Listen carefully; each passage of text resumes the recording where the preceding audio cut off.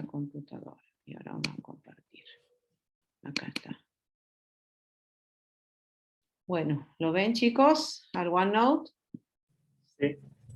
Bueno. Sí, profe. Hoy vamos a ver lo que corresponde al cálculo vectorial. ¿Sí? Está otro compañerito más. No se olviden de poner la asistencia, chicos, porque este año sí vamos a ser bastante estrictos con la asistencia, ¿no? Bien. Estamos con las funciones vectoriales. ¿Estamos? Bueno, las funciones que nosotros hemos visto son las funciones reales, las que hemos visto desde la primera clase, ¿no? Digamos, ¿cuáles son las funciones reales? Son las funciones que van a estar definidas en un conjunto de contenido en R a la n con valores en el conjunto de los números reales. ¿Estamos, chicos? Bien, son funciones donde los valores que toman esa función son números reales, por eso se llaman funciones reales. Entonces, este conjunto D puede estar contenido en los reales, que es el caso en que n es igual a 1. Entonces ahí vamos a estar con funciones de una variable independiente. D puede estar contenido en R2, en ese caso n igual a 2, entonces estamos con funciones de dos variables independientes. Y así sucesivamente. Los valores que toman estas funciones son números reales, por eso se llaman funciones reales. Y están dentro de un campo que lo denominamos campo escalar. Ahora pasamos a las funciones vectoriales. Estas funciones vectoriales están definidas en un campo que se llama campo vectorial. ¿Y qué son las funciones vectoriales? Son funciones, como lo vamos a ver a lo largo de esta clase, van a estar definidas en un conjunto de números reales y los valores que va a tomar esta función son vectores, por eso se llaman funciones vectoriales. Y están definidas dentro de un campo que se llama el campo vectorial. Bien, ¿para qué nos sirven estas funciones vectoriales? Y para representar curvas en el plano o en el espacio, o también para representar curvas en el plano o en el espacio, o también para describir el movimiento de las curvas, el movimiento de partículas a lo largo de una curva. ¿Estamos? Y esa interpretación es en el caso particular como lo vamos a ver cuando el parámetro tome la interpretación que es el tiempo, o le demos la interpretación como el tiempo.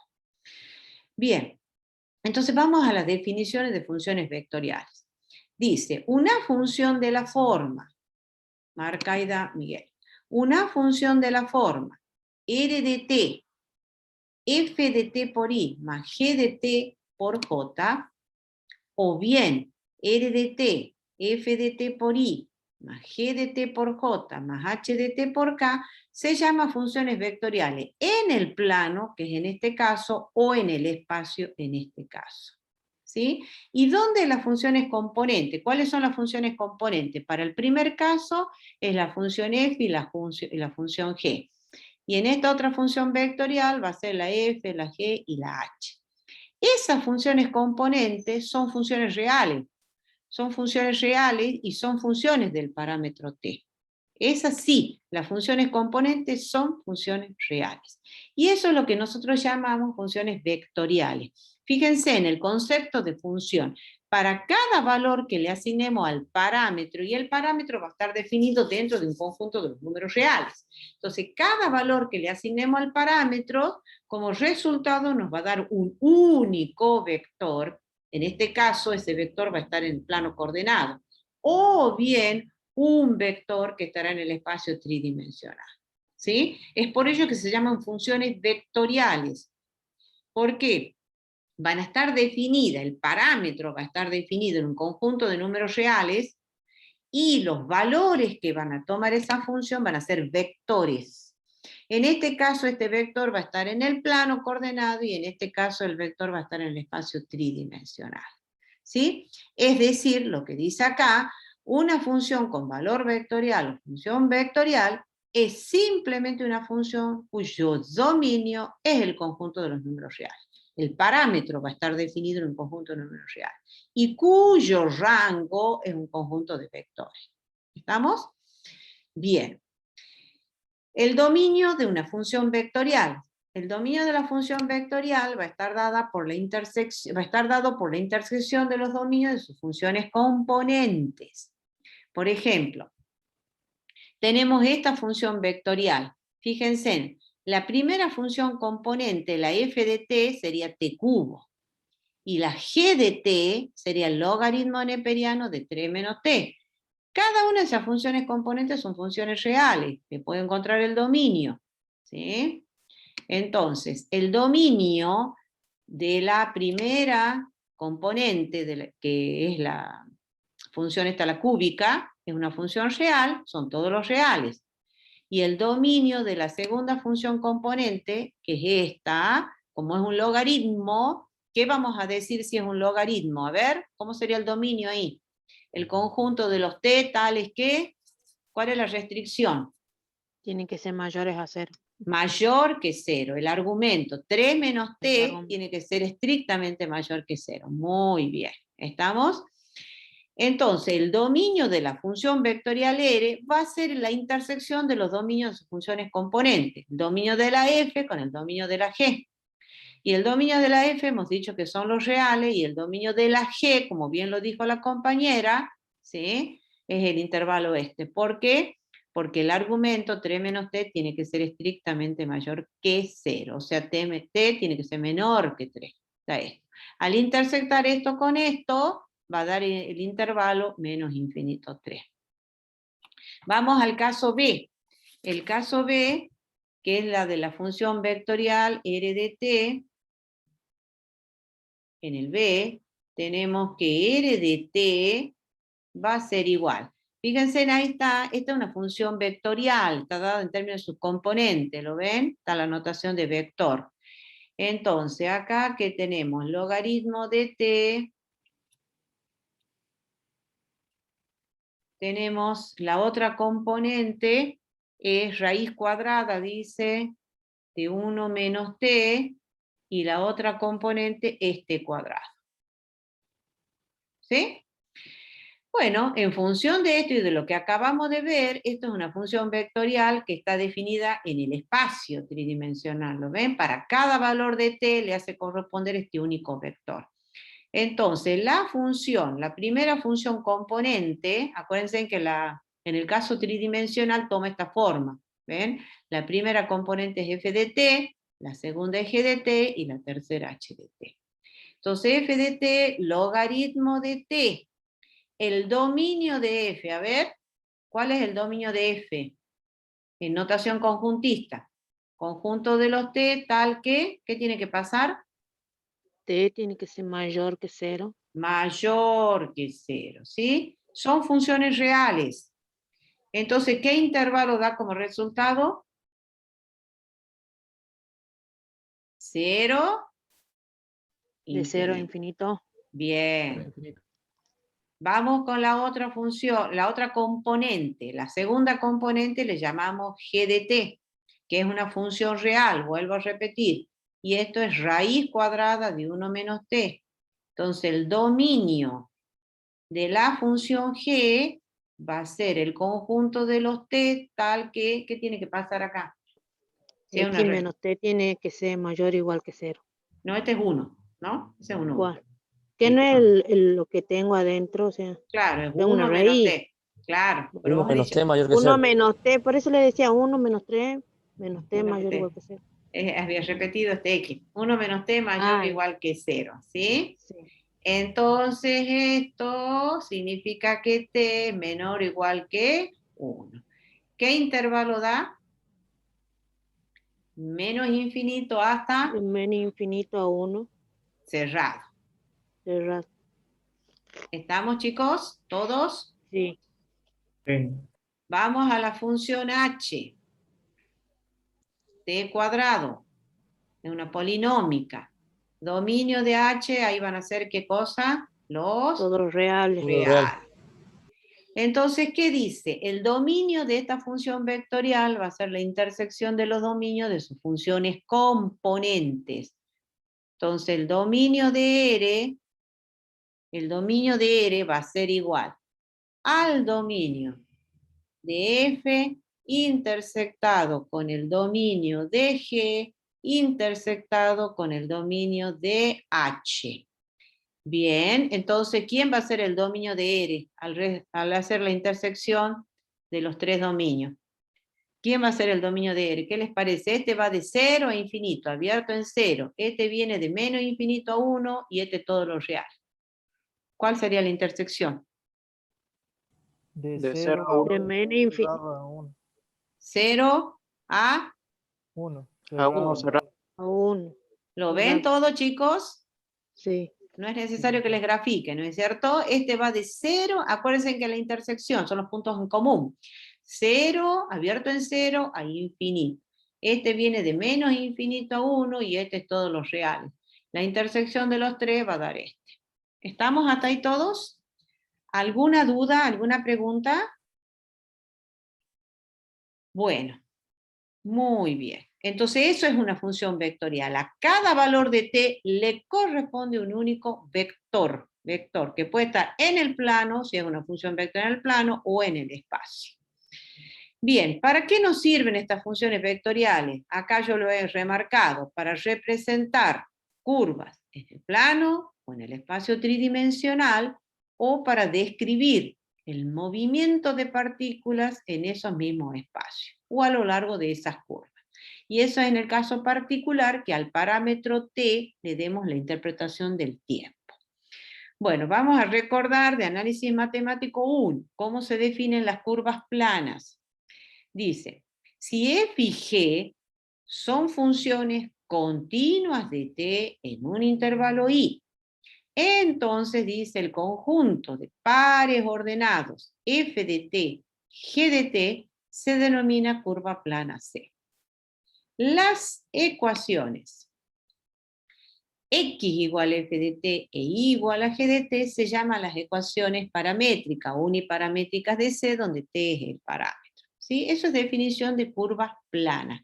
¿Cuáles son las condiciones para que nosotros hablemos de una curva plana? Que tanto la función f como la función g tienen que ser continuos en un cierto intervalo. Entonces el conjunto de pares ordenados, como esto es un par ordenado, ¿sí? La primera componente es la abscisa del punto y la segunda componente es la ordenada. ¿Estamos? Entonces la primera componente es x, por eso acá ponemos x igual a f de t y la segunda componente es y. Entonces el conjunto de pares ordenados f de t de g de t se denomina la curva plana C.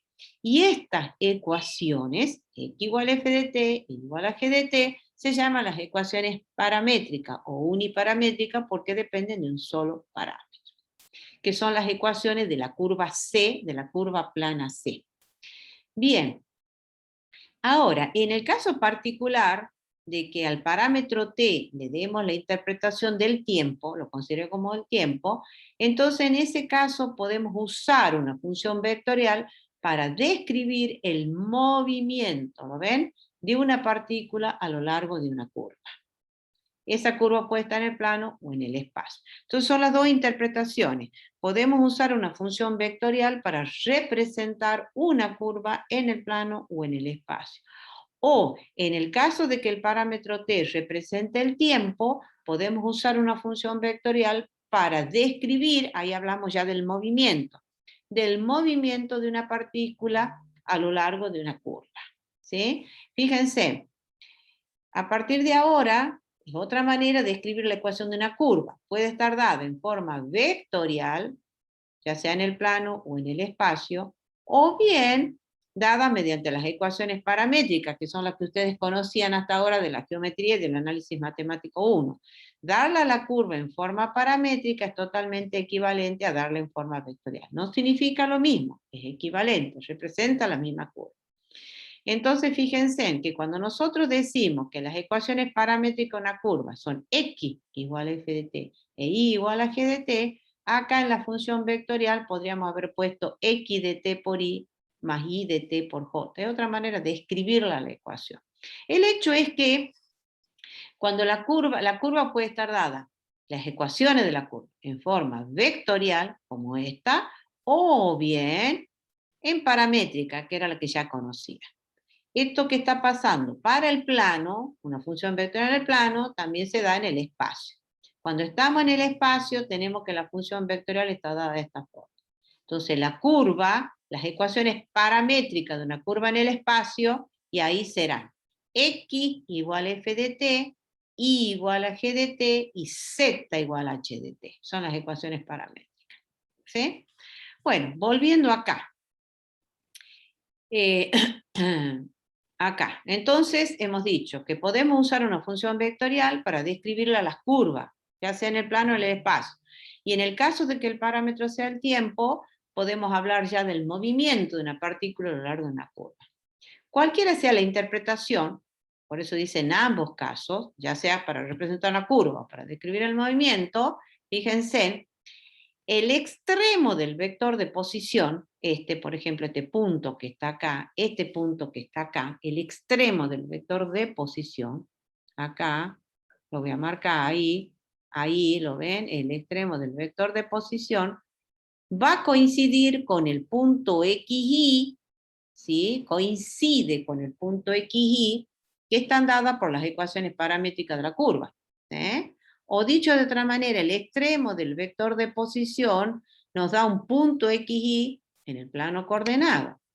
Ahora acá está clarito, ¿lo ven? Cuando el parámetro t empieza a cambiar de valor, el parámetro t va a estar definido en un conjunto de números reales, porque se lo acabamos de ver acá cuando hemos dado los dominios, ¿ven? Son conjuntos de números reales. Entonces, para un valor particular del parámetro, tenemos un vector de posición. Para otro valor particular del parámetro, tenemos otro vector de posición y así.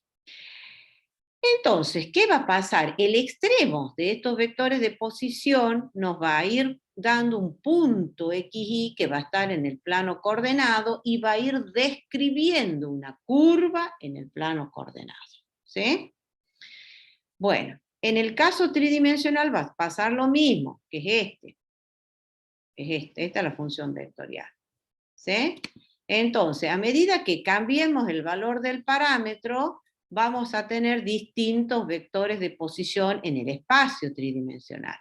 El extremo de cada vector va a coincidir o nos va a describir un punto X y Z del espacio tridimensional. ¿Lo ven? Bueno, acá no llegó a la flechita, pero llega hasta ahí. Entonces, ese punto X y Z va a coincidir con el punto X y Z que van a estar dados por las ecuaciones paramétricas de la curva. Y la paramétrica, en el caso tridimensional, como lo habrán visto en la geometría, va a ser X igual a F de T, Y igual, de acá lo pueden sacar.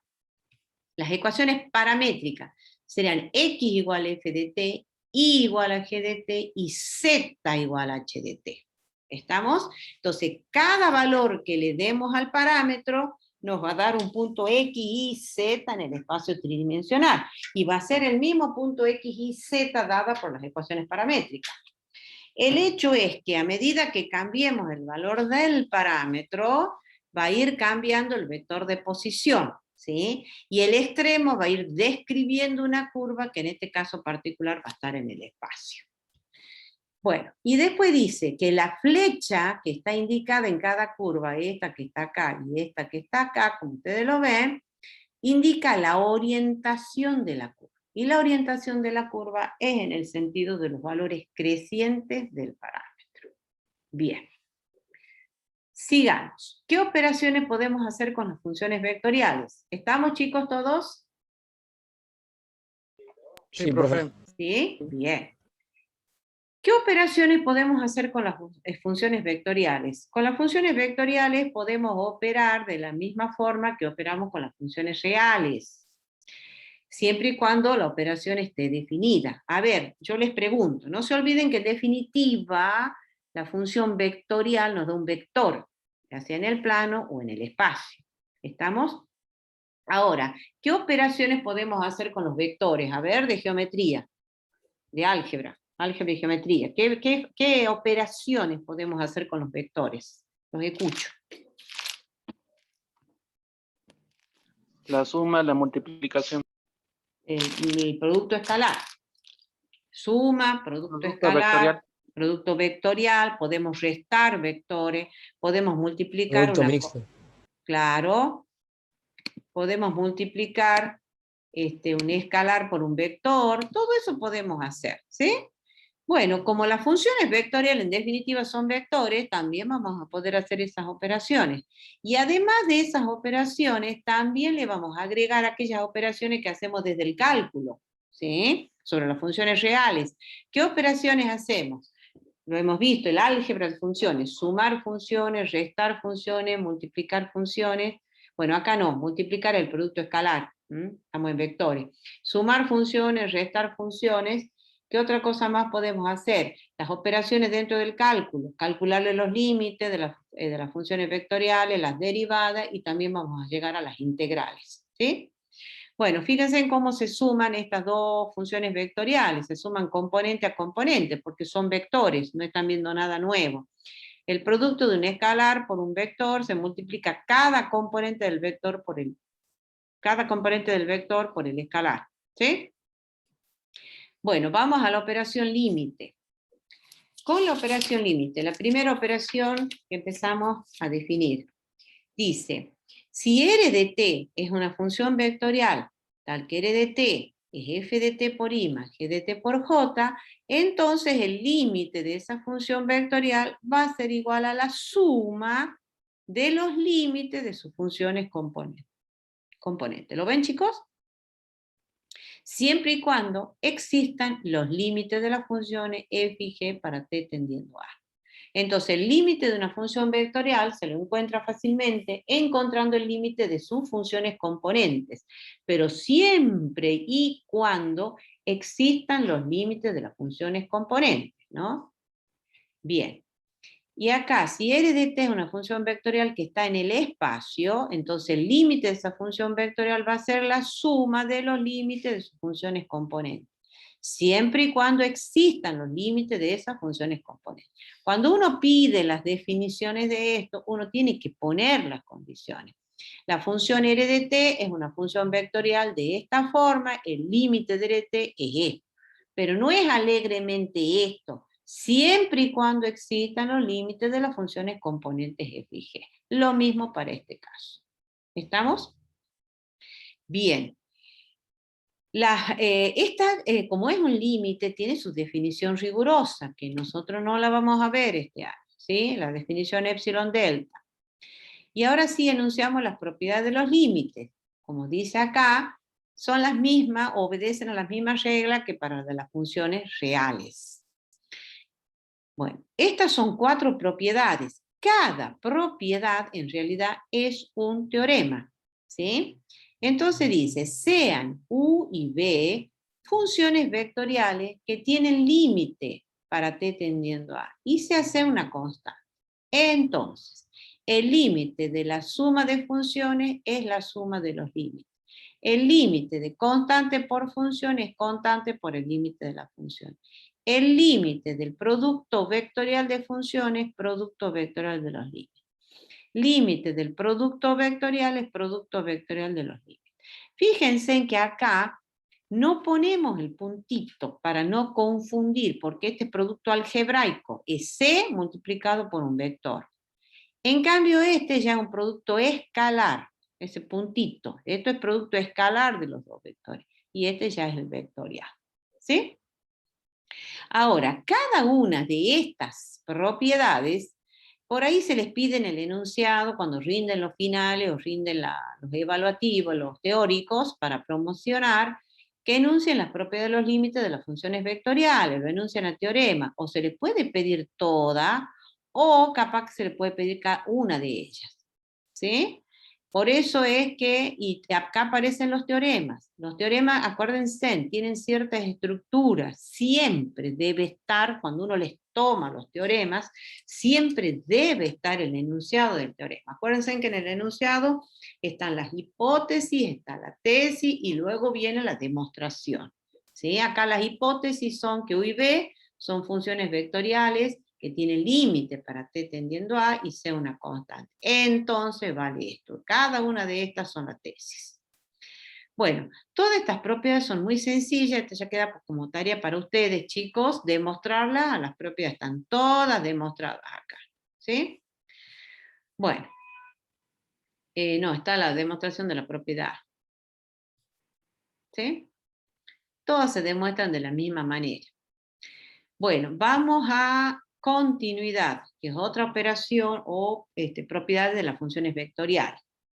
Dice, una función vectorial, dice R, se dice que es continua en el punto dado. No. Antes que nada me estoy yendo a continuidad y voy al límite. Yo ya lo he traído escrito. Acá está. Evaluar el límite de esta función vectorial. Vamos a hacer el ejercicio. Entonces, ¿qué tenemos? Vamos al límite. Límite para t tendiendo a 2 de R de t. Esto va a ser igual, por definición de límite, va a ser el límite de sus funciones componentes. Límite de t para t tendiendo a 2, cierro el corchete y por el versor i. Más, estos versores, acá yo le puedo poner en la flechita, ¿no? Pero estos versores, para no estar poniendo flecha, también son vectores, ¿no? Y en el libro y en el documento aparece marcado en negrilla. Acá, o a veces aparece la flecha. Límite para t tendiendo a 2 de la otra función componente, t cuadrado menos 4 sobre t cuadrado menos 2t por j. Y más límite para t tendiendo a 2 de 1 sobre t, y esto por el versor k. Bien, ahora, la definición de límite la puedo aplicar siempre y cuando existan los límites de las funciones componentes. Y acá yo veo que existen los límites. Límite para t tendiendo 2 de esta función, ¿cuánto da? ¿Cuánto daría este límite? 2. 2i. Este límite, ¿qué está pasando ahí? Cuando t tiende a 2, ¿qué está pasando? ¿Da cuánto? Es un límite de una función real, no le tenga miedo. Determinación ahí. 0 sobre 0 sobre 0. 0. Exactamente. ¿Eso qué significa? Que tenemos que, Trabaja ese. exacto, salvar la indeterminación esa. Entonces decimos límite, abro el corchete, para t tendiendo a 2, de. En el numerador, ¿cómo elimino la indeterminación o salvo la indeterminación? ¿Qué se hace acá? ¿Qué hago en el numerador? Arriba no es una diferencia de cuadrado. Claro, hay que Separo. factoriarla. Factoriar. T menos 2 por t más T 2. más 2. ¿Y abajo qué hago? Saco factor común T. Factor común T. ¿De cuánto? tenés De T, t T menos menos 2. 2 por Puedo el verso simplificar J. ahí. Y ahí, exacto, vamos a simplificar este con este. Y más este límite que va a dar 1/2 de Un medio K. de K.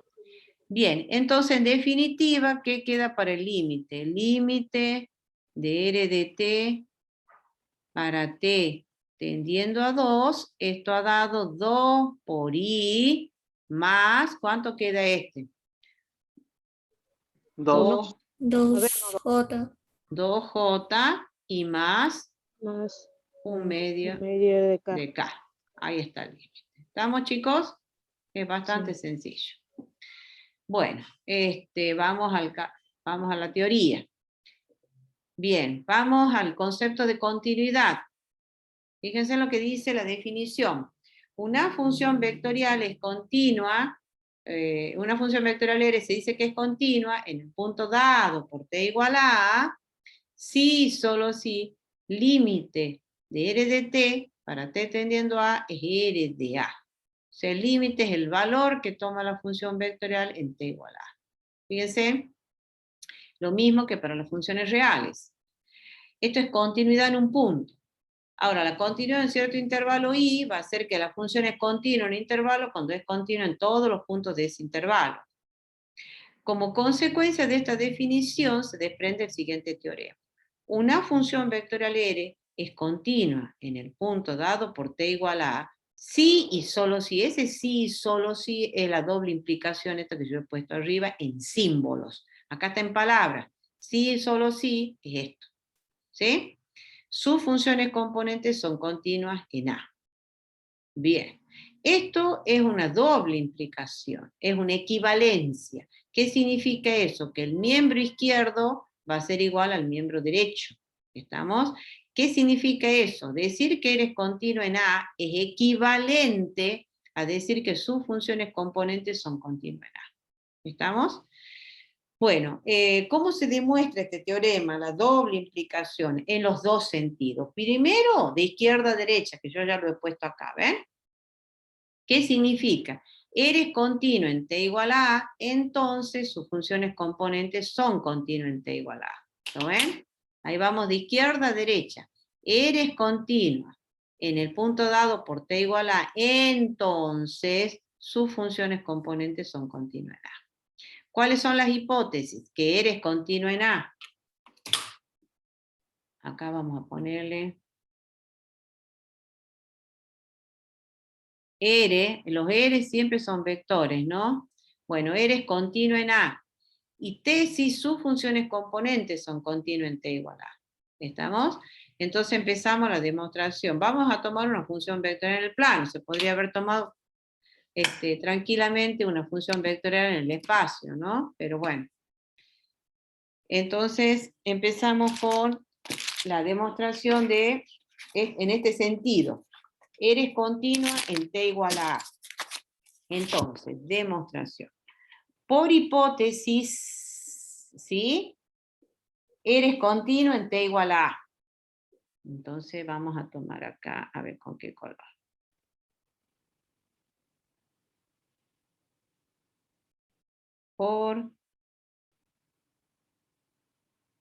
Está muy fuerte. Por hipótesis, R es continua en T igual a A. ¿Sí? ¿Qué dice la definición de continuidad? Entonces ahí vamos a la definición de continuidad. Que el límite de R de T para T tendiendo a A es R de A. Eso dice.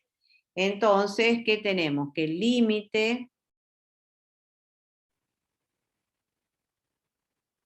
de R de T para T tendiendo a A es R de A. ¿Estamos hasta ahí? Ahora abajo. Paso a paso, como verán yo voy justificando todo. Entonces vamos, sigamos con la otra expresión. Ahora, por definición de límite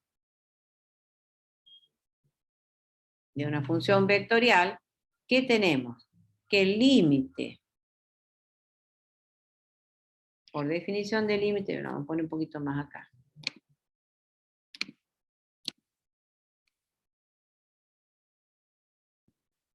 Por definición de límite, tenemos que el límite de R de T para T tendiendo a A va a ser igual al límite de sus funciones componentes. Límite de f de T para T tendiendo a A por I más el límite de G de T para T tendiendo a A por el versor J. ¿Estamos? ¿Y por qué estoy segura que podemos aplicar la definición de límite? Porque al ser R continuo en A, existe el límite de la función vectorial R de T. Bien. Ahora, ¿qué más? ¿Qué otra cuestión decimos? Ahora voy acá. Por ser R continua en A, entonces, ¿qué tenemos? Ya sabemos que el límite de R de T para T tendiendo a es R de A. Esto, ya lo sabemos. Entonces, ¿qué decimos? Límite de R de T para T tendiendo a A, eso es R de A. ¿Sí? Pero R de A es el valor que toma la función vectorial cuando T igual a A. ¿Qué valor toma la función vectorial cuando T igual a A? Tenemos que reemplazar acá. Va a ser F de A por I más G de A por J, ¿cierto? Sí.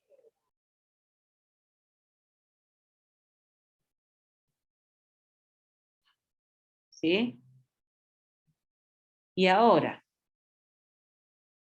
vamos a borrar acá. Y ahora vamos a usar otro color. Y ahora, por igualdad de vectores, por igualdad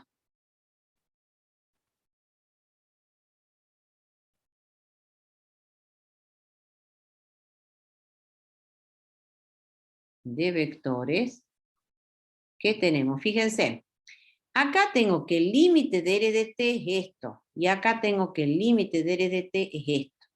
Entonces, por igualdad igualando este vector con este, por igualdad de vectores, las correspondientes componentes, dos vectores son iguales, si y solo si sus correspondientes componentes son iguales.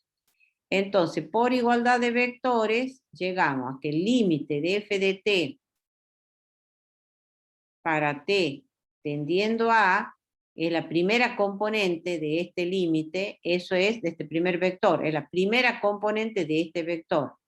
Es igual a la primera componente de este vector, y eso es f de a. Y a su vez, la segunda componente, límite de g de t para t tendiendo a, tiene que ser igual a g de a. ¿Y eso es definición de qué? A lo que acabamos de llegar ahí. Por lo tanto, ¿cómo? Exacto, por lo tanto, las funciones f y g son continuas en t igual a. Y era lo que queríamos probar, ¿lo ven? Sí. R es continuo en t igual a, sus funciones componentes son continuas en a. Eso es lo que hay que probar. ¿Estamos? Bueno, ese es en un sentido. Vuelvo acá al teorema. Acá tiene una doble implicación, ¿sí? De izquierda a derecha, es lo que hemos probado primero, y ahora vamos a probar de derecha a izquierda, ¿sí? Entonces, por eso he puesto la flecha así, izquierda a derecha, y ahora de derecha a izquierda, ¿ven? Es decir, las funciones componentes son continuo en t igual a, entonces eres continuo en t igual a. Hipótesis. ¿Cuál es la hipótesis? Que las funciones componentes son continuo en t igual a, y lo que queremos probar es que la función vectorial R es continua en t igual a. Entonces vamos con la demostración. No, este color no. Bueno, vamos con la demostración. D de demostración, H de hipótesis, T de tesis y D de demostración. ¿Sí? Bien, entonces, ¿qué tenemos acá? Por hipótesis,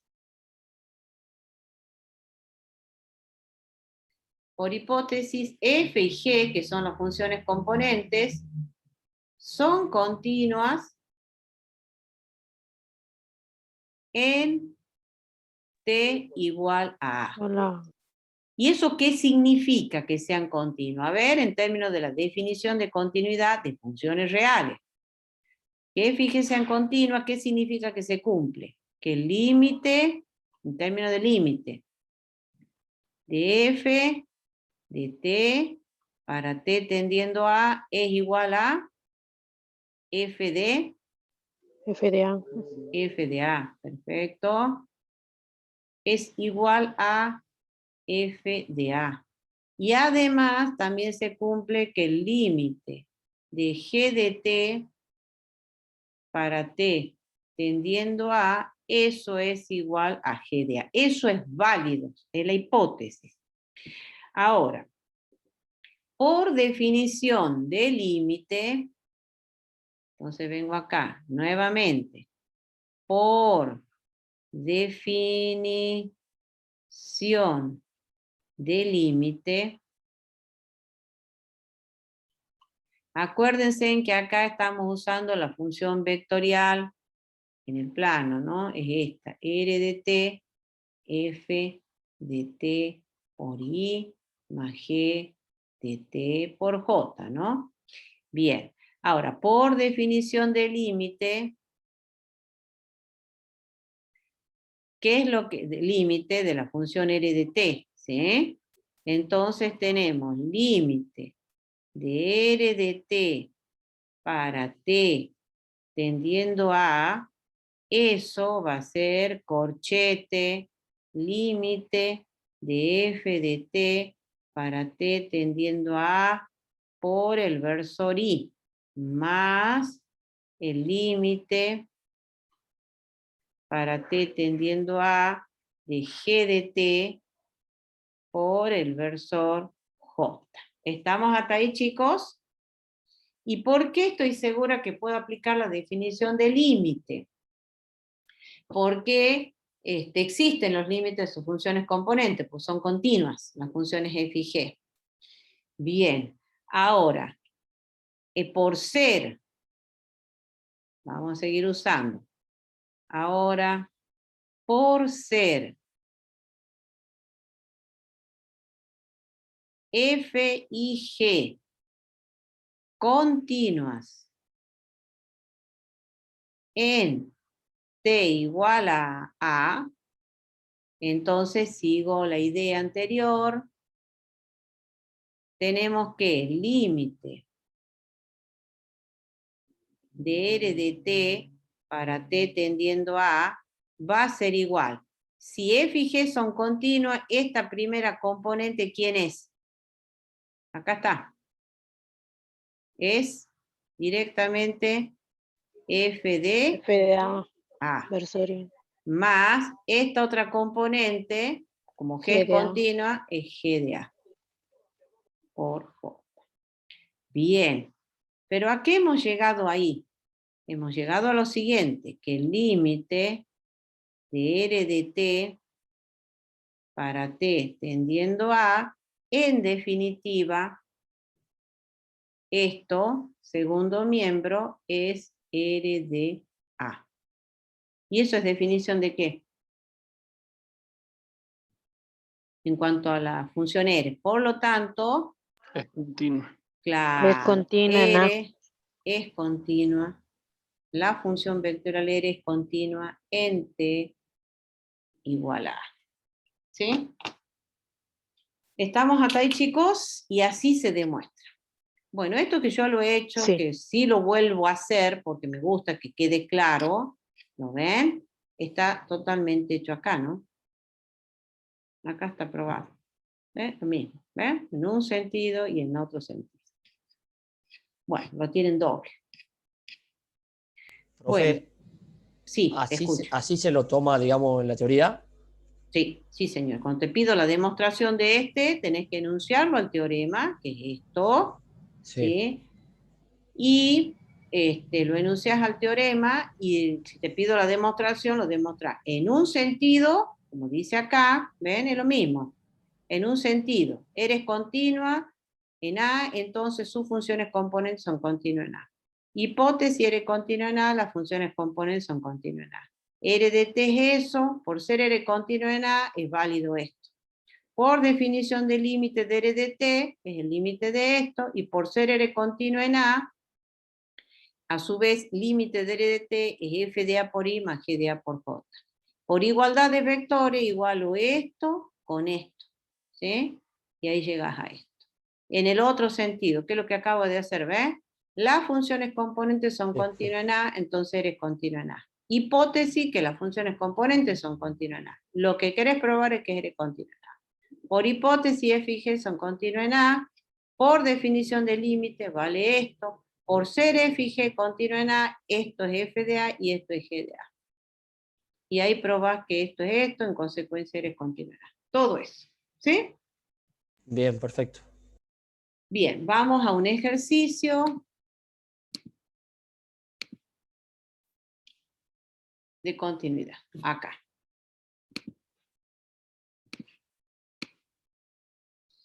Bueno, acá pide que analicemos la continuidad en t igual a 3 y en t igual a 0 en este ejercicio, ¿sí? Entonces, ¿qué tenemos? Empezamos con t igual a 3.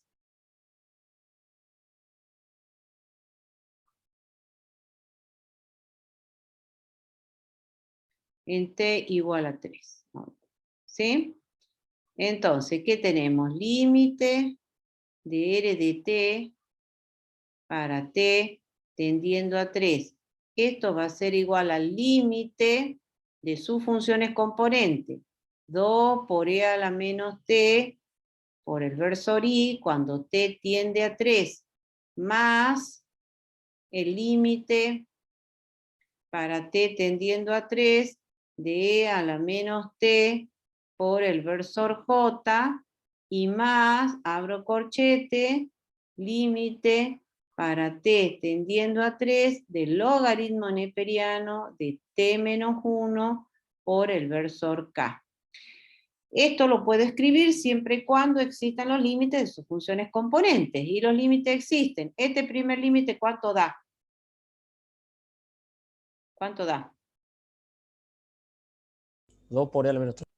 Exactamente. Va a volver a escribir acá para t tendiendo a 3. Este primer límite da 2 por e a la menos 3. Existe. Y el versor i. Este otro límite va a dar e elevado a la A la menos 3. Menos 3. por j. Y este otro límite, 2. ¿cuánto?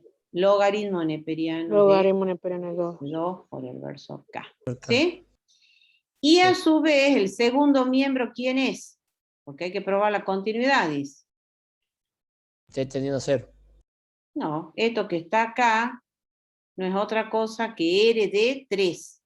Reemplacen r acá, cuando t vale 3. Es 2 por e a la menos 3 por i, que es este término, e a la menos 3 por j, que es este, y logaritmo de 2 por k. Entonces r de 3. ¿Sí? ¿Y eso qué significa?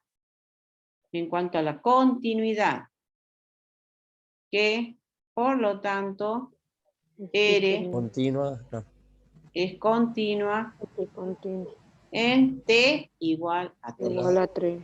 ¿Sí? Perfecto. Bien. Ahora pide la continuidad ¿Cómo dijo? El último no comprendí. acá, porque vos tenés que probar esto.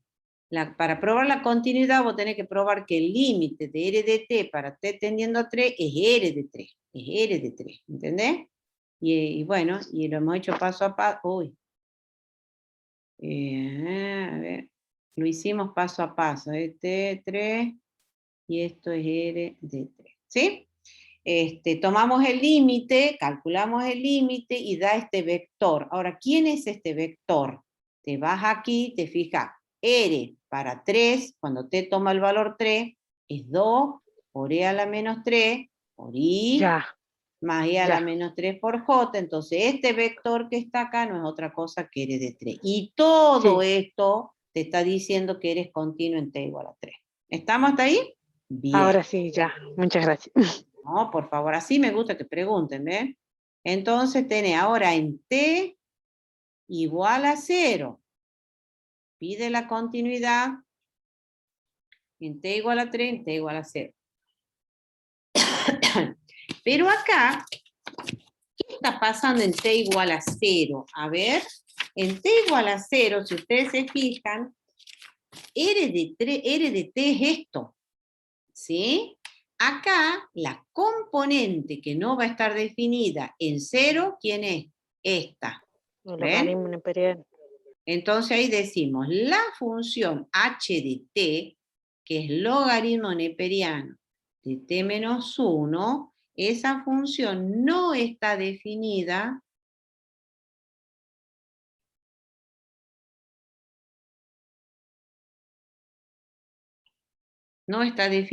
en t igual a 0. ¿Sí?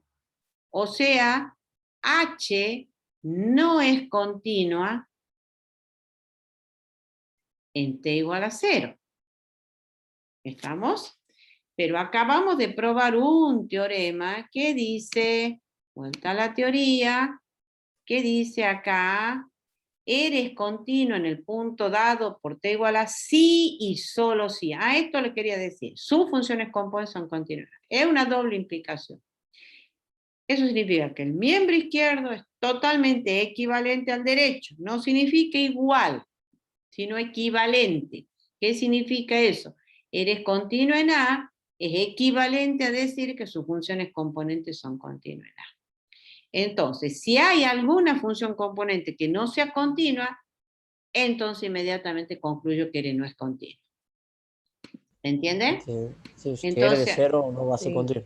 claro, acá h de t no está definida, h no es continua, y en cuanto a la función r, porque nosotros hemos partido de la función r, por lo tanto, r de t, ¿sí?, no es continua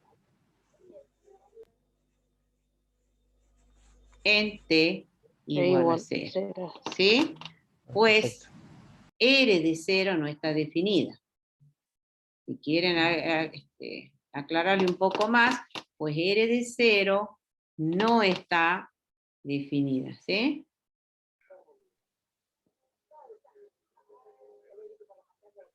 ¿Sí? Bien, Sí, profe. ahí está el ejercicio. ¿Perfecto? Bien, O sea, va. profesora, ¿Sí? independientemente de lo que yo ponga, supongamos, si me da otro valor, yo lo pongo, quiere decir lo que me he dicho, no necesariamente tiene que ser el mismo resultado lo que me dé. Ya con que sea continuo, yo ya puedo decir Con que que es una constitución componente vectorial. no sea continua, ya la R no es continua, pero tenés Ya, que ya, decir, pero sí, pero por eso decía que en la que me dio primero sí me daba y en la que ya me dio la segunda ya. no, la primera, claro, la primera es continua, es Sí, sí, puntual. ya sé. Vos hacer Sí, el sí. análisis puntual, por punto. En tal punto ha dado continua, en la t igual a 3. Pero para 0 no. Lo que quería hacerle observar yo Ya con ahí, una ya. claro, con que una de las funciones componente, vos no estás analizando en todo el dominio, vos te dice puntualmente. Entonces vos tenés que contestar para el punto, ¿entendés? Te piden los Ya, dos ya. puntos. En t igual a 3, te ha dado continua. Es análisis puntual. Y después te Sí, piden sí. 0. Y ya en 0 no es continuo. Pero no es continuo porque una de las funciones componentes no es continua. ¿Sí? Apoyándonos en el teorema. Sí. Bueno, vamos al concepto de derivada. La derivada de una función vectorial r de t se define como, está la notación de derivada, como la conocían, como el límite para delta de t tendiendo a hacerse 0 de este cociente de incremento. Fíjense en lo que dice en el numerador. R en t más delta de t menos r en t sobre delta de t. Para todo t para el cual exista el límite. Esa es la definición de derivada. Y es la derivada en punto. Ahora, la derivada de una función en un intervalo. Una función vectorial es derivable en un intervalo abierto I, dice, si existe el R' de A para todo en A en I. Es decir, es derivable en un intervalo si es derivable en cada punto del intervalo. Eso está diciendo. Lo mismo que para las funciones reales, ¿no? Bien. Ahora, así como en el caso de las derivadas de las funciones reales, tenemos las reglas de derivación para calcular las derivadas de una manera práctica, rápida y sencilla, en este caso también podemos hacer uso de un teorema y ese teorema nos permite calcular las derivadas de una función vectorial de manera práctica y no aplicar la definición. A menos que el enunciado diga, encuentre la derivada de la función vectorial aplicando la definición, es una cosa. Y otra cosa es, si dice derive la función vectorial, podemos aplicar esta fórmula que nos está dando este teorema. Fíjense, si R de t es f de t por i más g de t por j, donde f y g son funciones derivables de t, entonces R' de t es f' de t por i más g' de t por j. Eso es un teorema. El apartado i solito es un teorema, ¿no? Para el 2i, si R de t, f de t por i más g de t por j más h de t por k, donde f y g y h son funciones derivables de t, entonces ahí el recuadro, cuando lo he puesto en PDF, me ha comido la fórmula. Yo le he puesto acá, ¿ve? Entonces R' de t es f' de t por i más g' de t por j más h' de t por k. Es decir, para calcular las derivadas de una función vectorial, de una manera práctica y sencilla se puede calcular las derivadas de sus funciones componentes, ¿lo ven? Y se las suma. Bueno, la demostración de esto, como lleva su tiempito, es muy sencilla. Yo les voy a explicar así nomás y sigo, ¿no? Si no, no terminamos, porque es larga la clase. No se olviden, a veces aparece en los finales o en los evaluativos o en los teóricos que demuestren la fórmula I o las 2I. Nunca pido las dos. Si les pido la fórmula I, tienen que poner lo que corresponde. Si R de t es tal cosa, donde f y g son funciones derivables de t, entonces vale esto. ¿Cuáles serían las hipótesis? Que f y g son funciones derivables de t. Entonces, y la tesis es esto, ¿sí? Si les pidiéramos que demostraran esto, ahí van a decir que f, g y h, las hipótesis, son las funciones derivables de t, y la tesis es la fórmula. Perdón, la tesis es esto, ¿sí? Bueno, muy sencillo, fíjense. La definición de derivada de una función vectorial es esta, el límite del cociente de incremento. Entonces, tomando un r de t en el plano, haciendo la demostración del apartado I, que es esto, perdón, ¿sí? Entonces, de acuerdo a la definición de derivada, r' de t va a ser el límite para delta de t tendiendo a hacerse 0. Fíjense en r en t más delta de t. Nos vamos al r, que es esto, y donde dice t, se reemplaza por t más delta de t. Entonces, r en t más delta de t, ¿qué daría? A ver, ¿qué darían ahí? ¿Qué les daría? R en t más delta de t, ¿qué les daría?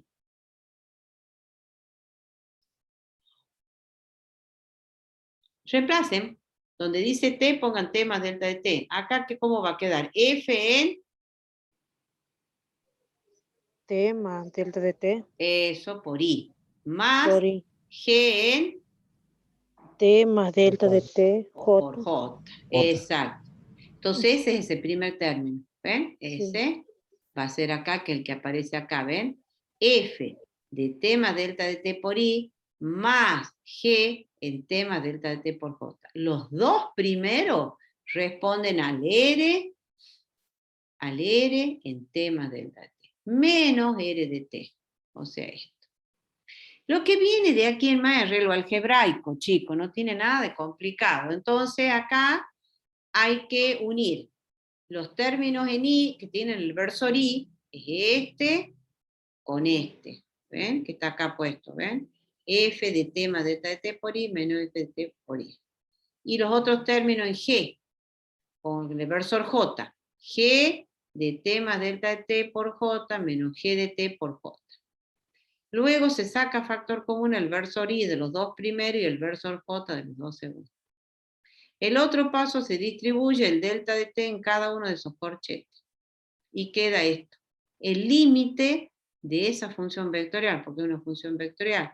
Por definición de límite es el límite de sus funciones componentes. Es eso. Ahora, el límite de cada una de las funciones componentes, la primera es f' de t, y este otro límite es g' de t. ¿Por qué? Porque f y g son derivables, ¿sí? Entonces esta es la derivada de, esto es f' de t y esto es g' de t. Y ahí se prueba que la derivada de una función vectorial es la suma de la derivada de sus funciones componentes, ¿sí? Y la 2i también se demuestra de la misma manera que está acá. Bueno, vamos a un ejercicio. Cualquier duda me preguntan, chicos. La semana que viene. Pero vayan haciendo los ejercicios, ¿no? Bueno, vamos acá. Vamos con el apartado A. Pide que calculemos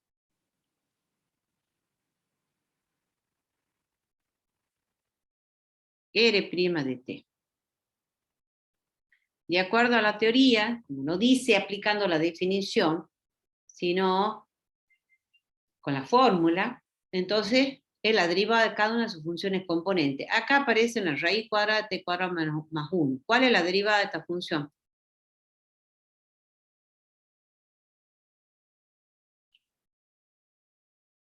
¿Cuál es la derivada, chicos, de la raíz cuadrada?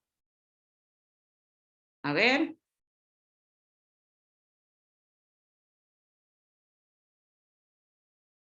¿Están ahí o no? Sí, profe. Parece que se hubieran Sí. ido. Estoy Hay un intentando silencio. recordar. Parece que estoy hablando sola. A ver, el resto. A ver, ¿cuánto estamos en clase? 52. A ver, de los 51, digamos. ¿Cuánto es la derivada de esta raíz cuadrada? A ver. Siento una 1 sola. sobre 2 por la raíz. Claro, 1. Muy bien. 1 sobre 2 veces la raíz. ¿Y por qué más? ¿Ahí termina? No. ¿Qué más falta? Por la derivada del argumento. Exacto. ¿Y cuánto Y la la derivada de la... derivada de 2T. Entonces, Bien. Así me gusta. Si no parece que estoy hablando sola yo aquí. 2t por el versor i. Puedo simplificar el 2 con el 2. Más, a ver, las derivadas de secante.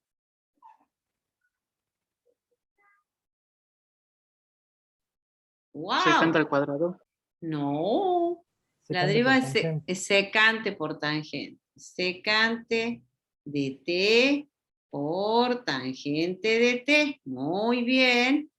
Y más, y no, este es bidimensional. Ahí está. ¿Sí? Ese es R' de t. Vamos a la otra derivada, la del apartado B. Esta es más sencilla. R' de t va a dar. ¿Cuánto da la derivada de t cubo? 3 por t al cuadrado. Por i. Muy Profesor, y bien. Menos la derivada de e a la t t, ajá, por j. J. Bien. Y ya acá con esta puedo ver que también puedo seguir derivando con cualquiera de ellas. R segunda de t va a ser igual a ¿qué? La derivada de las componentes. 6t, 6t por i. Menos menos e r a la t por j. por j. ¿Sí? Bien. Y puedo seguir derivando, siempre y cuando existan las derivadas de sus funciones componentes. R tercera de t, esto va a dar 6 por i menos e a la t por j. Y así puedo seguir derivando si quisiera. Entonces, de esa manera, definimos la derivada de orden superior. ¿Estamos? Bueno, Sí. bueno. Muy sencillo. Volviendo a las derivadas. Esas dos demostraciones las tienen que ver, chicos, ¿no? Acá tienen varios ejercicios para entretenerse. Y vamos a las propiedades de las derivadas. Cada una de estas propiedades es un teorema. Muchas veces no se pide todas, se pide algunas de ellas, ¿no? Bien, dice, ¿cuáles son las condiciones? Teoremas. ¿Por qué teoremas? Porque son varios teoremas cada una de ellas. Sean R y U funciones vectoriales derivables, R y U funciones vectoriales derivables, sea F una función real y C un escalar. Entonces se cumple que la derivada respecto de t de c por r de t, fíjense que no aparece el punto, porque no es producto escalar, es producto de un escalar por un vector. Entonces la derivada de c por r de t es c por la derivada de la función vectorial. La derivada de una suma diferencia es la suma o diferencia de las derivadas. Acá, en la propiedad C, la derivada de f de t por r de t. F de t es una función escalar, función real, por eso no aparece el punto, porque es un producto algebraico. Entonces la derivada de f de t por r de t, y aplicamos la regla de un producto que ustedes conocían, la derivada de la primera por la segunda sin derivar, más la primera por la derivada de la segunda. Fíjense que no aparece el puntito, ¿no? Porque no es producto escalar. Acá sí aparece ya el punto de producto escalar. Derivada respecto de t, de r de t escalar u de t. Y lo mismo la regla del producto, r' por u más r por u'. La derivada del producto vectorial, r' vectorial u más r vectorial u'. La derivada de una función compuesta va a ser r' de f de t por la derivada de f de t, que va a ser f' de t, esto que está acá. Y no aparece el puntito, ¿no? Y luego tenemos la otra propiedad, que si r de t por r de t es una constante, entonces r de t por r' de t es el escalar cero. Están todas las propiedades estas demostradas acá, ¿sí? Pueden hacer algunas de ellas, no es necesario que las hagan a todas y vean cómo se demuestran, porque todas se demuestran de la misma manera. Están todas acá. Bien. Muy bien. Estas son las propiedades. Y vamos a la otra operación, que es la integral indefinida. Muy bien. Integral indefinida. Bueno, ¿qué dice acá? Si r de t es f de t por i más g de t por j, donde las funciones componentes f y g son continuas en AB, entonces la integral indefinida o primitiva de R es Bueno, acá, fíjense, bueno, acá está. La integral de r de t de t es la integral de cada una de sus componentes. ¿Sí? Bien, y esa es la definición. Cuando se pide las definiciones, tienen que tener ese cuidado, ¿no? Al ponerlas las definiciones. Tiene que aparecer la función vectorial y la condición que las funciones componentes son continuas en A, ¿sí? En el intervalo AB. Las funciones componentes son continuas en el intervalo AB. Entonces, la integral indefinida o primitiva de R se calcula de esta manera. Fíjense en acá. La integral indefinida, a ver, ¿qué es la integral indefinida? A ver, los chicos. ¿Es qué cosa? ¿Es el conjunto? De la... La integral indefinida la como operación es la conjunto de operación la, inversa ¿de quién? De la De la diferencia. derivada. de la derivada. Claro, derivada, De la diferenciación. derivada. Exacto. Y es el conjunto, cuando uno resuelve una integral indefinida, ¿nos da una primitiva única o un conjunto de infinitas primitivas? Un conjunto. Exacto, exactamente. Entonces, la integral indefinida de la función f de t, esto ya es una función escalar, es el conjunto de las infinitas primitivas o antiderivadas de la función f chica, ¿sí? Por eso ponemos constante de integración. Entonces, la integral de f de t nos da esto. Y la integral de g de t de t es el conjunto de las infinitas primitivas antiderivadas de la g, que es esto. Reemplazando esto acá y reemplazando esto acá, ¿ven? Este paso, y trabajando algebraicamente, distribuimos el versor i acá en cada uno de los sumandos y acá el versor j. Y luego agrupamos, es un problema algebraico, es un arreglo algebraico, ¿lo ven? Tenemos f de t por i más el g de t por j, y tenemos este primer vector. Y luego tenemos más c1 por i y más el c2 por j. ¿Sí? Este vector le llamamos el vector r de t, que es un vector que es la primitiva, es una primitiva o antiderivada de la función r chica. Y este es el vector constante que tiene esa forma. Y acá se lo ve clarito. La integral indefinida de r de t de t es igual a esto, que vendría a ser el conjunto de las infinitas primitivas o antiderivadas de la función vectorial r. ¿Sí? Por eso dice acá, la integral indefinida de la función vectorial es el conjunto de las infinitas primitivas o antiderivadas de la función vectorial r. Bueno, esto es para que lo vean, cuando lo trabajan en la parte práctica, tienen que tener, tienen que saber que van que llegan a esta expresión. Pero para los efectos de la teoría, cuando se toma la teoría, decimos, si r de t es esa función vectorial, que es f de t por i más g de t por j, donde las funciones componentes son continuas en intervalo b, la integral indefinida o primitiva de r es esto. Hasta ahí nada más. ¿Sí? Bueno, eso en el caso de una función vectorial en el plano, en el caso que estuviera en el espacio, es esto. La integral indefinida es la suma de las integrales indefinidas de sus funciones componentes. Bien. Vamos a la integral definida. Fíjense en las condiciones. Para hablar de la integral indefinida, la función vectorial r tiene que ser continua en el intervalo AB, o equivalentemente las funciones componentes. ¿Sí? Vamos a la integral definida. La integral definida de una función vectorial r y una función vectorial continua. Fíjense que también aparece el continuo r de t en el intervalo AB, se define como, y ahí van a pasar directamente a esto. ¿Sí? La integral definida de esta función vectorial es la suma de las integrales definidas de sus funciones componentes.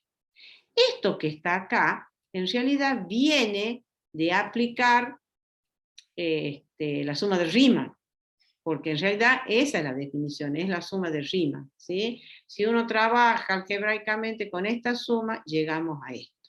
Bueno, nosotros en el final, o en los exámenes teóricos, esto. La integral definida de una función vectorial R, una función vectorial continua, tiene que ser continua, R en el intervalo B, se define como y pasan a esto. ¿Sí? ¿Está claro todo o no? Y si R de t está en el espacio, entonces la integral definida es esto, lo que yo he marcado ahí. No quiero toda esta explicación. ¿Sí? Esto es porque les vuelvo a repetir, en realidad es una integral definida y se define con el límite de la suma de Riemann. Es cierto, pero nosotros lo vamos a hacer más sencillo. La integral definida de esta función vectorial, cuando está en el plano y es una función vectorial continua en el intervalo AB, es esto. Y la integral definida de esta función vectorial continua en el intervalo AB es esto. ¿Sí? Sí, Bueno, profe. Sí. bien. Ahora, como es una integral definida, también tiene su teorema fundamental del cálculo. ¿Sí? Ya habíamos visto acá que la integral indefinida, trabajándolo un poquitito al segundo miembro de esta expresión, llegamos a esto, ¿ven? Donde R es una primitiva de la función vectorial R', la R grande es una primitiva de la R chica. Entonces la integral indefinida es el conjunto de las infinitas primitivas y se representa así. Ahora vamos al teorema fundamental. Para que le vean la analogía, la integral definida de la función vectorial va a ser la primitiva, esta, la R grande, particularizada por el límite de integración. Es el superior menos el límite de integración inferior. ¿Sí? Bien. Muy bien. Muy bien. O sea, también tiene su teorema fundamental, que es bastante, como en el caso de las funciones escalares, ¿no? Bueno, vamos al ejercicio este de la integral indefinida. ¿En qué color estoy? Bueno, vamos a hacer el tercero.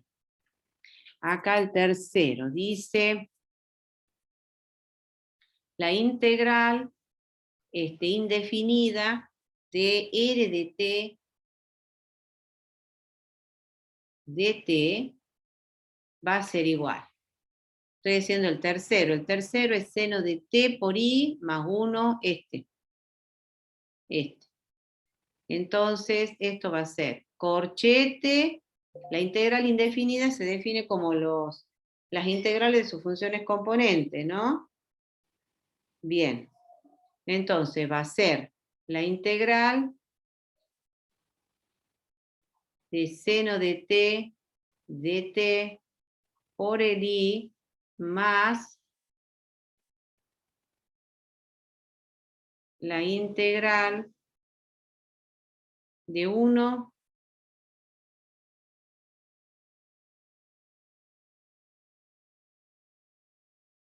ufa,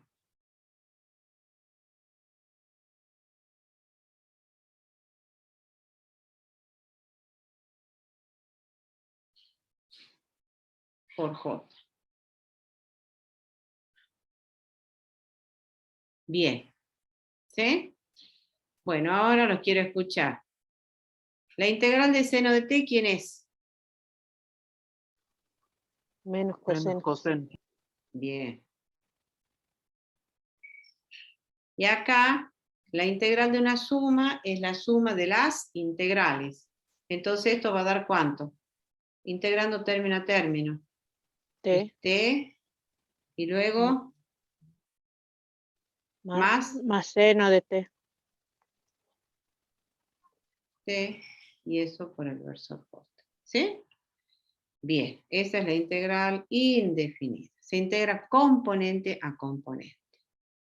Bien, vamos con la integral definida. Vamos al, parece el cuarto. Vamos a otro color. El cuarto. Esa es integral entre 0 y pi sobre 3 de R de t. Entonces acá tenemos secante de t, perdón, R de t por el dt. Y esto va a ser igual a, abrimos corchete, integral entre 0 y pi sobre 3 de secante de t por tangente de t por dt, y eso cerramos el corchete y por el vector i, más abrimos el corchete integral entre 0 y pi sobre 3 de tangente de t por dt y por el versor j. Y más, abro corchete, integral entre 0 y pi sobre 3 de 2 seno de t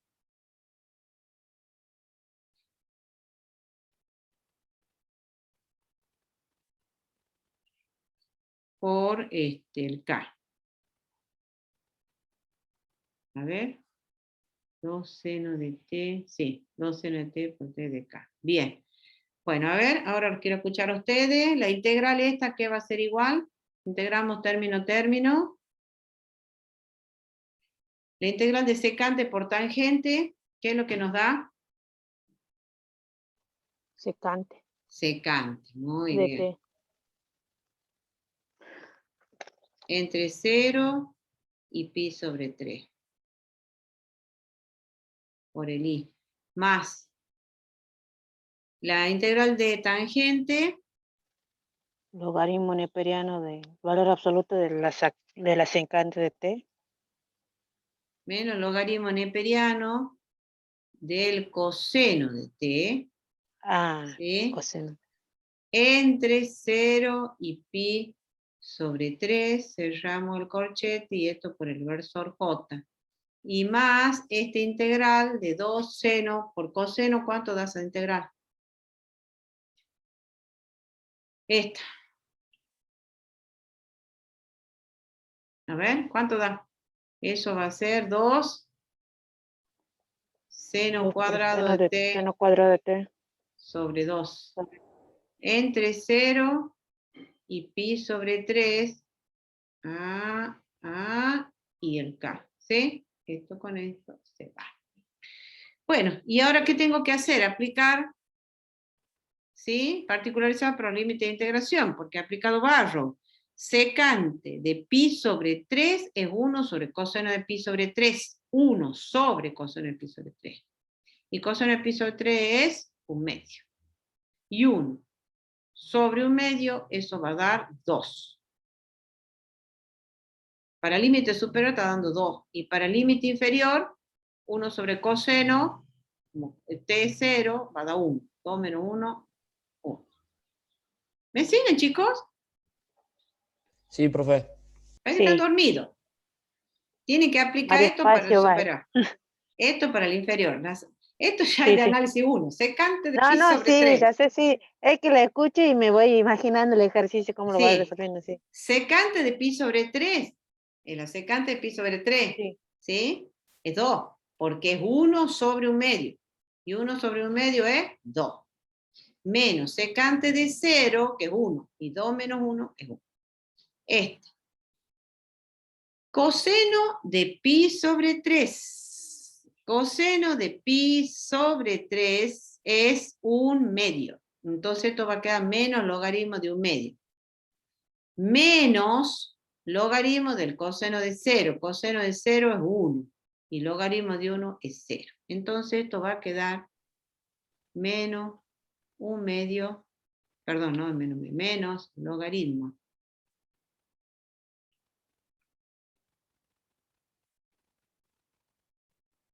de 1/2, bueno, por el versor j. Y este va a quedar ¿cuánto? Seno de pi sobre 3, seno de 60. Seno de 60 es raíz de 3 sobre 2, menos el seno de 0, que es 0. Entonces queda seno de raíz de 3 sobre 2 y eso es 3/4. Porque es raíz de 3 sobre 2 al cuadrado. Raíz de 3 sobre 2 al cuadrado a 3/4. Bueno, y ahí Sí, está el sí, sí. vector. ¿Estamos, chicos? Sí. Sí, profe. Bien. Bien. Bueno, entonces,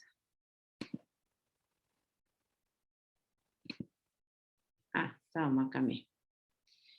Bueno, tienen varios ejercicios para hacerlo, ¿no? Tanto en integral indefinida como en las definidas. Vamos a las aplicaciones de la derivada de una función vectorial. El 6.1 son las aplicaciones geométricas. ¿Qué es una curva suave en el plano o en el espacio?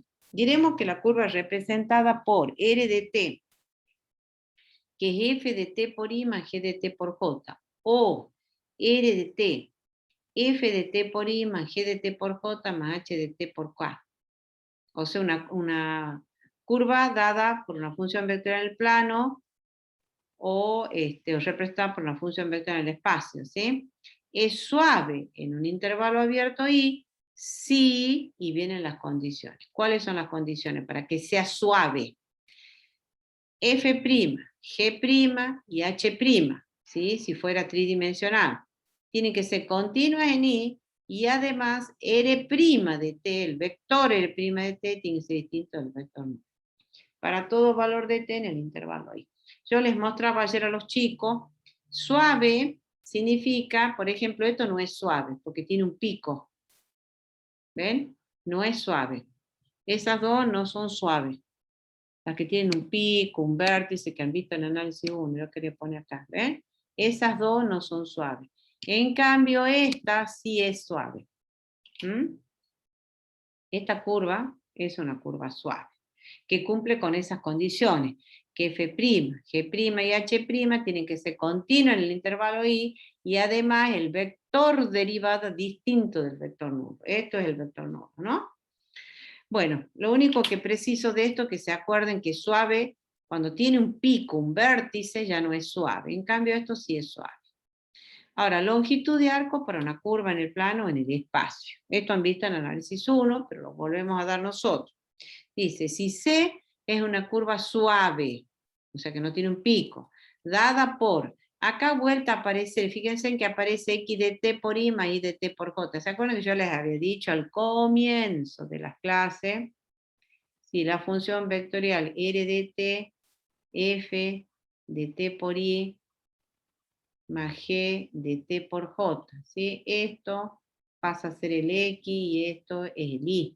Entonces a la r de t también la podemos escribir como x de t por i más y de t por j. Es lo mismo, ¿sí? Es otra manera de escribir la ecuación.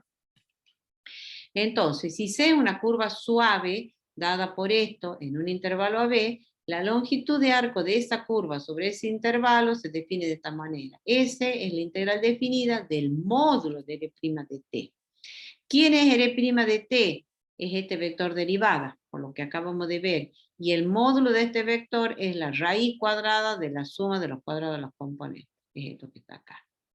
El radicando en esa expresión es el elemento diferencial de arco. ¿Sí?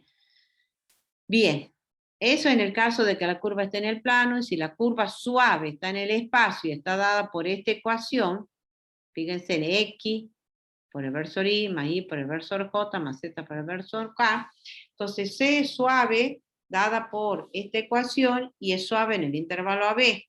La longitud de arco de c sobre ese intervalo, lo mismo.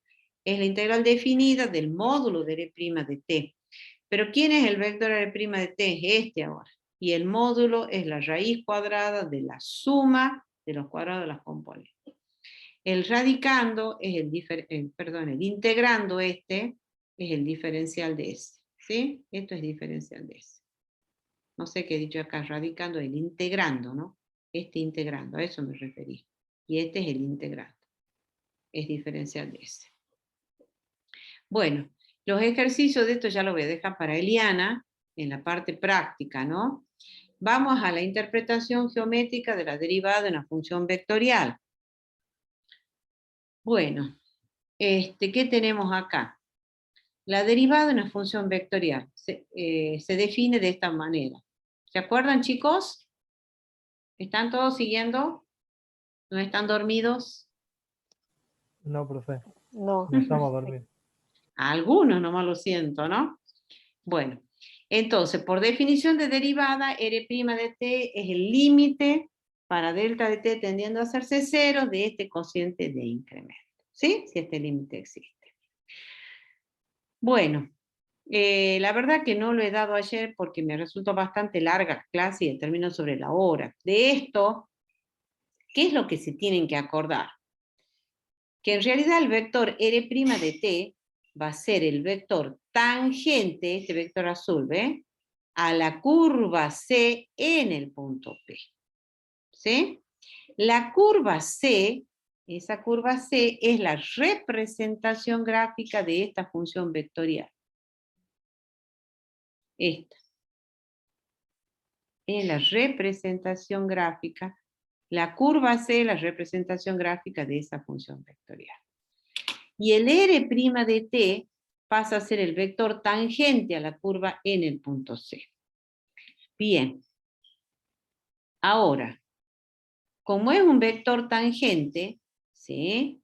Para que nosotros podamos hablar de que R' de t es tangente a la curva C en P, se tiene que cumplir que el vector R' de t no tiene que ser el vector nulo, ¿no? Entonces va a existir R' de t si R' de t es distinto del vector nulo. Y ahí nosotros vamos a poder decir que este vector R' de t es tangente a C en P. Ahora, como es un vector, podemos encontrar el vector unitario. ¿Cómo se encuentra el unitario en vector? A ver.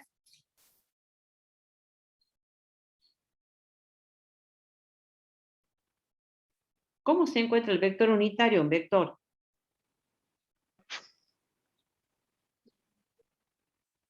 ¿Me escucho? La componente sobre la raíz cuadrada de cada elemento. Claro, hay que sacarle el módulo. ¿Sí? Se saca el módulo del vector y se divide el vector en su módulo. Y eso nos da el vector unitario. Y ese vector unitario es lo que se llama, es lo que dice acá, es el vector tangente unitario. ¿Cómo lo anotamos al tangente unitario? Como t en t. Este es el vector tangente y unitario. ¿Estamos? Entonces, ¿qué necesito que se acuerden de esto? Ustedes tienen que decir, por definición de derivada, es esto. La curva C es la representación gráfica de esta función vectorial. Este es el punto P cuyo vector de posición es R de t. ¿Sí? R' de t geométricamente es el vector tangente a la curva C en el punto P. Para que R' de t exista, R' de t no puede ser el vector, ¿sí? Entonces, podemos calcular el tangente unitario de R' de t. Ese vector tangente unitario es t grande de t, que va a ser R' de t sobre el módulo de R' de t. Ahora, podemos definir el vector normal principal. El vector normal principal, que lo llamamos n de t, que está acá y es el vector en colorado, es el vector que es perpendicular al vector tangente, al R', ¿sí? ¿Cómo se define este normal principal? C, curva suave, representada por R de t, en un intervalo I. Sí, y acá viene la condición para que exista el tangente unitario. Perdón, el normal principal y unitario. Fíjense que acá el tangente unitario lo vamos a poder definir siempre y cuando R' de t sea distinto del vector nulo, porque no se olviden que hay que dividir por el módulo para sacar el unitario de R'. Ahora, el normal principal es el perpendicular a R', pero para que exista el normal principal, T' de t debe ser distinto del vector. Entonces, ese normal principal se define con esta fórmula que está acá. Es la derivada de este vector, es T', T derivado, o sea, es la derivada del tangente unitario sobre el módulo del tangente unitario. ¿Sí? Entonces, el normal principal a una curva suave C representada por R de t en el intervalo I y donde este vector T' de t, ¿quién es T' de t? La derivada del vector tangente unitario. Es distinto del vector nulo. El normal principal en T se va a calcular con esta forma. La curvatura. C curva suave representada por R de t. ¿Sí? La curvatura de C en t se da con esta fórmula. Acá tienen que aplicar las fórmulas nada más, ¿no? Entonces va a ser el módulo del vector este, que es t' de t, sobre el módulo de r' de t. La curvatura, chicos, es una medida de qué tan rápido cambia la curva de dirección en un punto. Por ejemplo, empezamos a recorrer la curva acá suave, suave, suave, suave, suave, y hasta que viene acá y acá presenta un cambio abrupto. Y ahí, ¿ves? Entonces eso hace la curvatura, mide eso. ¿Sí? Bueno, acá es aplicar nada más que fórmula, tanto del vector tangente unitario, normal principal unitario y la curvatura de C. Y esas son las aplicaciones geométricas, ¿no? Longitud de arco de una curva en el plano en el espacio y la interpretación geométrica de la derivada de una función vectorial. La interpretación geométrica del R', que es el vector tangente a la curva C en el punto P. ¿Quién es la curva C? La representación gráfica de esta función vectorial. El normal principal es perpendicular al tangente. A partir del vector tangente R' podemos calcular su vector unitario, y es este, tangente unitario, es t grande en t, y se calcula así como todo vector unitario. El normal principal, ¿cómo se calcula? Para calcularlo, por empezar, el vector este, t' de t, debe ser distinto del vector nulo. ¿Quién es el t'? Y la derivada de este, y la derivada de este vector. Entonces el normal principal se calcula con esta fórmula y es perpendicular al R' de t. Y esta es la medida de la curvatura, que es qué tan rápido cambia la curvatura, qué tan rápido cambia de dirección la curva en un punto. Bueno, y esas son las aplicaciones geométricas. Bien, las aplicaciones físicas. Y acá vuelvo al comienzo de la clase. ¿Se acuerdan que en el comienzo de la clase yo les había dicho que la función vectorial podemos emplearla para representar curvas en el plano, en el espacio, o bien, cuando el parámetro t es el tiempo, podemos describir el movimiento de una partícula a lo largo de una curva que puede estar en el plano o en el espacio. Bien, entonces, para hablar de las aplicaciones físicas, el parámetro t le damos la interpretación del tiempo, es el tiempo. Entonces, la función vectorial, que la representamos así con esta forma, no va a ser otra cosa que el vector de posición de la partícula en cada instante de tiempo. Este. Bien. Ahora, ¿cómo se define el vector velocidad? La velocidad en el tiempo t se define como el límite de este cociente de incremento, donde la función vectorial es esta, ¿no? Bien. Pero este límite del segundo miembro, por definición de derivada de una función vectorial, es R' de t. ¿Y quién es R' de t? Es X' de t por I más Y' de t por J. Dicho de otra manera, en un lenguaje más sencillo. Esta es la aplicación física. Entonces, la derivada de una función vectorial, físicamente hablando, se define como la velocidad que tiene una partícula en el instante t. ¿Sí? Entonces la derivada de una función vectorial es la velocidad que tiene la partícula en el instante t. Esa es la aplicación física. ¿Cuál es la aplicación geométrica del R' de t? Es el vector tangente a la curva C en el punto P. ¿Cuál es la aplicación física del R' de t, de la derivada de la función vectorial? La aplicación física es la velocidad en el tiempo t. La aceleración, ¿cómo se define la aceleración? A ver, de física. ¿Cómo es la aceleración en el tiempo t? A ver, los escucho.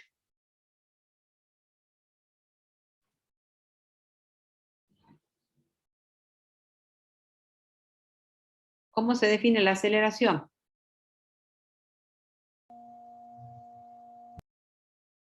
Como la derivada de la velocidad. Claro, la aceleración es la derivada de la velocidad. ¿Sí? Por eso tenemos A en t es B' de t. Pero ¿quién es B' de t? Si B de t es R', B' de t es R segunda de t. ¿Sí? ¿Qué va a ser? X segunda de t por I más Y segunda de t por J.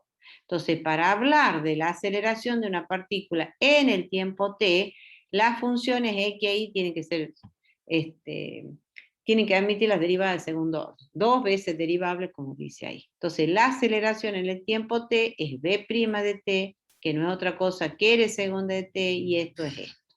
¿Sí? Y por último, la rapidez de la física es el módulo del vector velocidad. Si el vector velocidad es este, la rapidez es el módulo de velocidad y es el módulo de este. Y el módulo del vector derivada es esto. ¿Sí? Entonces ahí están las dos grandes aplicaciones que van a tener la derivada de una función vectorial. Vuelvo a repetir. La derivada de una función vectorial, la interpretación geométrica, la aplicación geométrica R' de t va a ser el vector tangente a la curva C. ¿Y quién es la curva C? La representación gráfica de esa función vectorial. Entonces R' de t es el vector tangente a la curva C, que es la gráfica de esa función vectorial en el punto P. Para que hablemos, o para que exista el vector R' de t, R' de t debe ser distinto del vector nulo. El normal principal es el vector perpendicular a R' de t y se lo va a calcular con esta fórmula. ¿Sí? Y la curvatura que se calcula con esta fórmula, que es una medida de cuán rápido cambia de dirección la curva en un punto. ¿Cuáles son las aplicaciones físicas? Si esta es la función vectorial, ahora el parámetro t es el tiempo. Entonces la función vectorial representa el vector de posición que tiene esa partícula en cada instante del tiempo. La velocidad en el tiempo t se define de esta forma, como el límite de ese cociente. Pero el límite de este cociente es R'. Es decir, la velocidad en el tiempo t no es otra cosa que R' de t. O dicho de otra manera, la derivada de la función vectorial, físicamente hablando, es la velocidad en el tiempo t.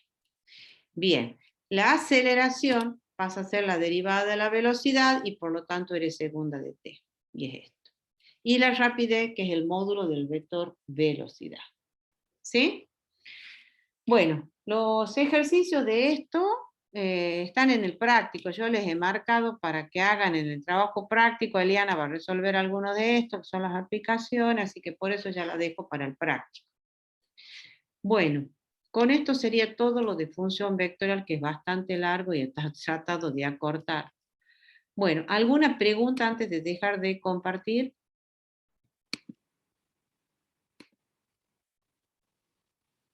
¿Ninguna? Si no se hace largo el No, video. profe. Bueno, No, profe. vamos a dejar de compartir esto. Pone acá y vamos a poner acá. Bueno, ahora sí estamos todos. Bueno, a ver, estamos todos, somos bastantes, estamos 43, ya hay varios que han abandonado, ya estoy viendo, eran 50 y pico.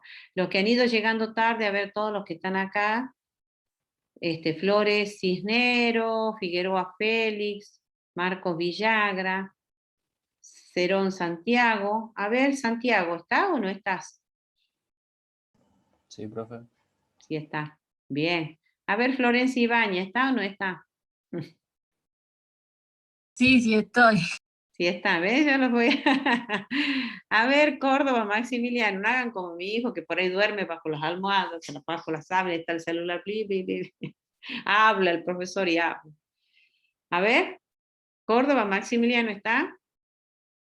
Ya veo que varios han abandonado, ¿no? Ahí le mando un mensaje por el chat. ¿Qué puso? No tengo audio. Buenas tardes, prof, yo ingresé tarde. Ah, está bien. No se olviden de poner la asistencia, ¿no? A ver, Tristán. Profe, yo también llegué tarde, pero sí me puse la asistencia. Bueno. Tristán está, no está. A ver, Roxana, Miguel. Aquí estoy, profe. Bien. A ver, ¿quién más? Marcaida Márquez. Sí, profe. Muy bien. Ramiro Ignacio.